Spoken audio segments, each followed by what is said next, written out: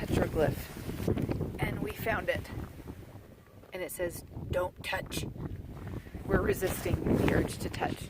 I want to touch it. I know. We're headed down around to the Pueblo. If you can see back in there, there's 2 pieces of wood.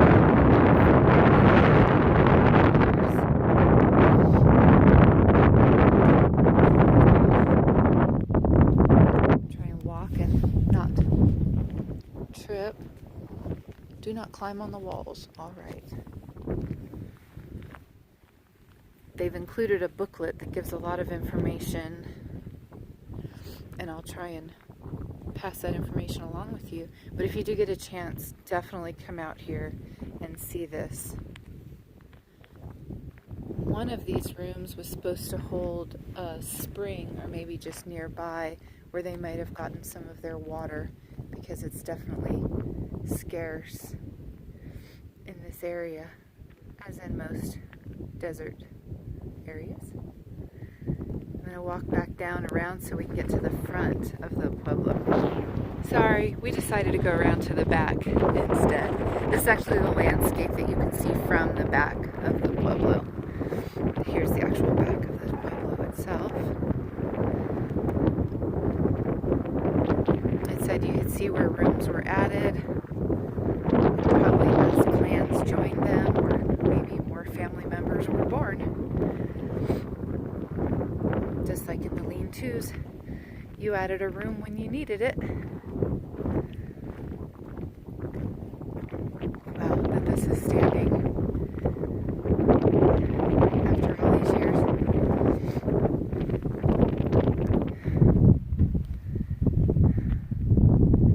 Hi, Hal.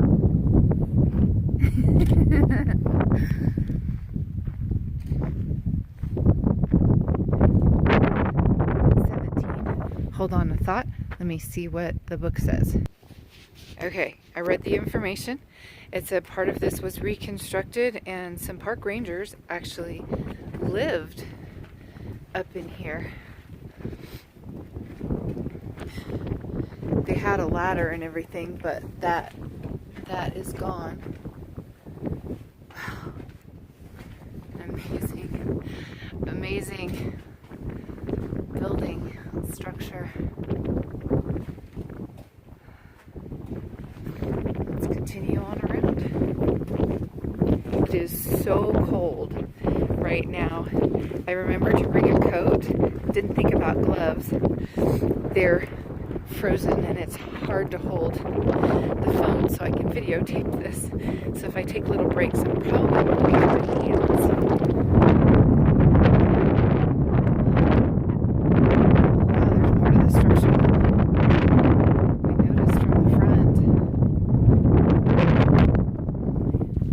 Here's a 15. Let me see what this says.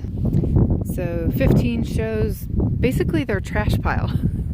Things that were no longer needed or wanted ended up in the pile here. Maybe discarded rocks that didn't fit in the construction as well. Possibly. It's very greasy.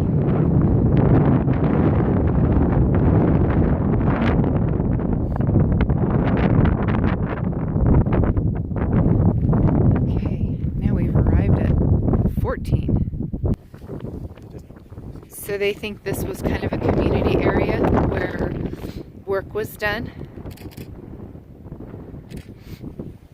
Okay, let's move down to the next room.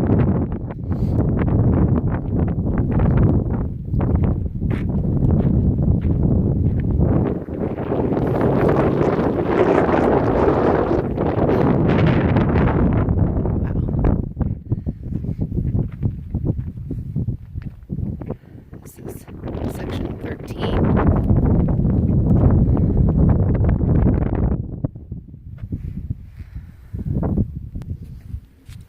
If I read the book right, I believe this was a gravesite. And they made a note of that was a doorway that's been closed in. And they just asked you to suppose, why would they close in a doorway? I don't know.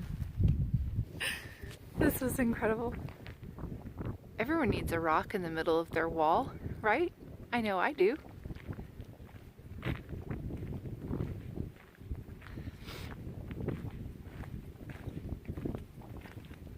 Is there a number or just a plaque? Plaque fell over. Oh. There's a bench. We're trying to see what there's a plaque here that's knocked over. We're trying to see what it says. Oh. Fragile. Stay back. All right. Got it.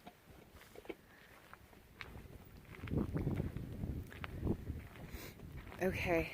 I guess since we're already here, this is a community area, they said. So we'll go ahead and get these smaller areas and then come back and we'll get the front of the pueblo.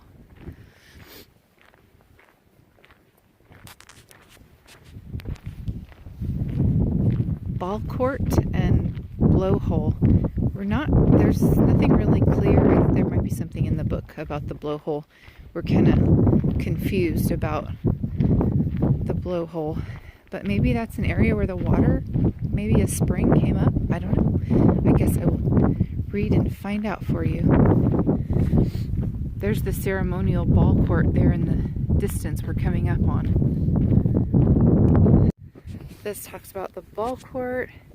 This is a reconstructed ball court for ceremonial games, also a trade area. And it said when it rained, it may have actually stored water, so just a temporary reservoir as it rained. So kind of interesting, a trade area for people not of this community coming to trade goods. And now we're headed over to this blowhole. What's it say, Hal?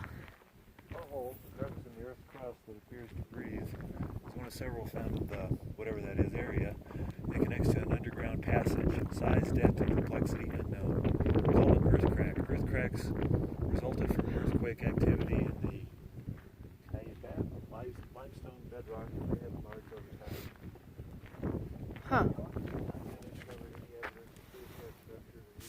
Well, there it is. I hope nothing comes up right now. That would scare the bejeebers out of me. Okay. We've just walked down a little bit of the hill. That's the pueblo up there. So let's walk back up. Here's the community circle that we saw from up above. It's quite large.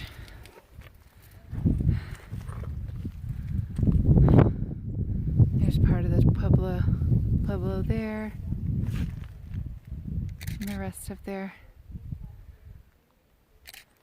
So interesting. It fascinates me to be in places where people have been hundreds, if not thousands of years ago. Let's head back on up to the top. Okay, now we've made it back up to the front of part of the pueblo. We can't get up there to show you for a size reference, but that might be 5 feet. What do you think, Hal? Yeah, about 5. So, you know, we modern day people would be knocking their heads off. All right. We're going to head back off to the main structure. It said there were 2 more houses that you could see from here that you couldn't go to yet, but we couldn't see them. We've looked around and we didn't see it. So maybe they're more worn down and so you can't see it. And there's a pile of rocks out there, but I don't know if that may have been, because some of this looks like this was actual building and the mortar has just reduced it to a pile of rocks. So that pile of rock out there could have been another pueblo. There's at least 2 other pueblos on this property, and they don't know if they were autonomous communities or connected in any way. But I don't know if we'll stop and see those. We're pretty darn cold.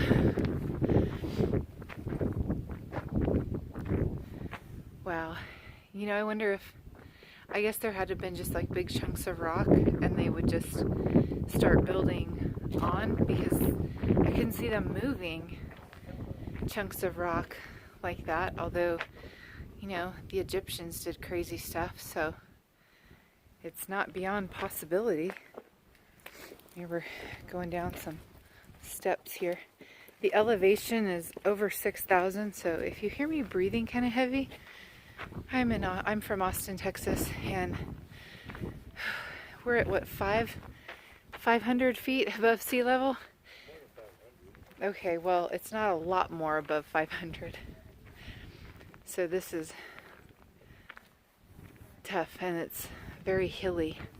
Wow, look at those big rocks that are just kind of the center place of the building, and all these small rooms, all interconnected. All the doors are, you know, missing, so you can't really tell what it used to look like. But it was quite large. I guess that's just wood up there. It looks like metal, but you know, I guess they could have reinforced it. Yeah, I see other pieces. I bet it's been reinforced so it doesn't come down, to save it for future generations to see this and study it. Really interesting. There's a 5. 5, yes. Here is number 5. Okay, let me read what it says.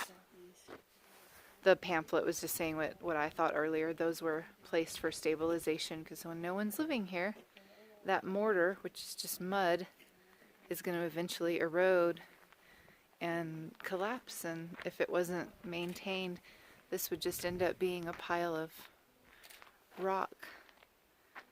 And this awesome structure would be lost. You said 800 years? Is that what? We are both definitely frozen. But that was the Pueblo. It was really nice. I hope you get a chance to come out and look at it. Very interesting cultural site. So we're gonna wrap this one up and head over to the Grand Canyon. We'll talk to you later. Bye.